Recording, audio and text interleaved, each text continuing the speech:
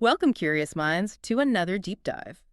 Today, we're tackling something pretty critical in computer science, actually.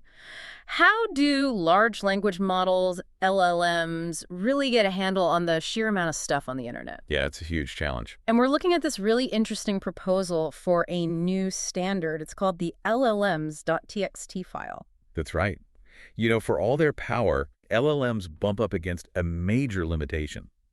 They're context windows. They just aren't big enough for, well, entire websites. Right. And trying to convert complex HTML, with all the navigation, ads, JavaScript bits into something clean and simple for an LLM, it's really difficult and often not very accurate. So it loses the meaning sometimes. It can, yeah. This new standard, llms.txt, it aims to give LLMs more concise, sort of expert-level information, all in one place. Okay, let's unpack that a bit. So you're saying websites as they are now, they're designed for people, for human readers. Yeah, visually dense, interactive. Which makes them kind of overwhelming for an LLM that just needs the core facts quickly. Precisely. LLMs need focused, relevant stuff, especially, for specific tasks. Think about programmers needing documentation or understanding APIs or even just structured business info. Yeah, anyone who's tried web scraping knows that pain. Right. It's about getting past all that web clutter, the noise. Okay, so this llms.txt idea, this is where it gets really interesting. It's a Markdown file you add to the website. Yep, exactly. Its main job is to offer a brief background, some guidance, and crucially, links to detailed Markdown versions of specific pages. Markdown versions. Often just by adding .md to the original URL.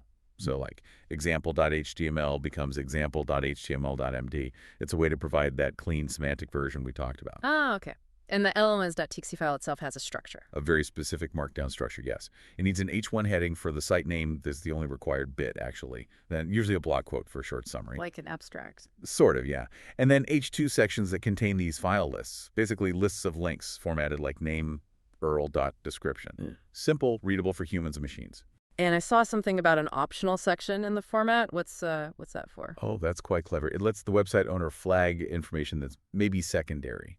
Less critical. So the LLM can skip it. Exactly. If it needs a shorter context, maybe because of its own limits, it can just ignore the optional stuff. Helps manage those context windows effectively. That makes sense. So how does this fit in with things we already have, like robots.txt or sitemaps? Is it competing? Not really competing, more complementing. It's a different job. Robots.txt tells automated tools like search crawlers what not to look at for indexing purposes. All right, exclusion. Yeah. And sitemap.xml lists, well, all the pages for humans. But llms.txt, it's about providing curated context for allowed content, specifically for AI inference. Inference, meaning when a user actually asks the LLM a question about the site. Precisely. It's not just listing pages. It's actively guiding the AI to the best, most relevant, LLM-friendly information. It can even point to external resources if they're relevant. It's a more intentional approach. A different paradigm almost. Moving from just listing to actually optimizing for AI understanding. You could say that, yeah. Okay, so if a site owner, maybe a company with complex documentation, wants to implement this, are there tools available? How practical is it right now? Yes, definitely practical. There's the llms.txt project. It offers a command line tool and a Python module, llms.txt2.tx. And what do they do? They help parse these llms.txt files and format the content correctly for an LLM context, often into XML, which works well for models like Claude, for example. Gotcha. And any quick tips for creating a good llms.txt? Keep it concise. Use clear language. Make the link descriptions brief but informative. Avoid jargon where possible. And really important, test it. Test it. Yeah, test your llms.txt with different LLMs if you can. See how they interpret the context you're providing. Make sure it actually works as intended.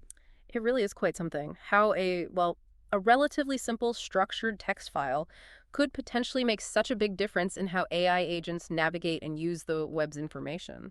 It really could streamline things. Yeah. Makes the web potentially much more accessible and useful to LLMs for specific knowledge tasks. So a final thought then, it seems this really pushes us to think about content differently. Absolutely. And maybe this is the question for you, our listener. As AI becomes more integral to how we find and process information, how should content creators adapt?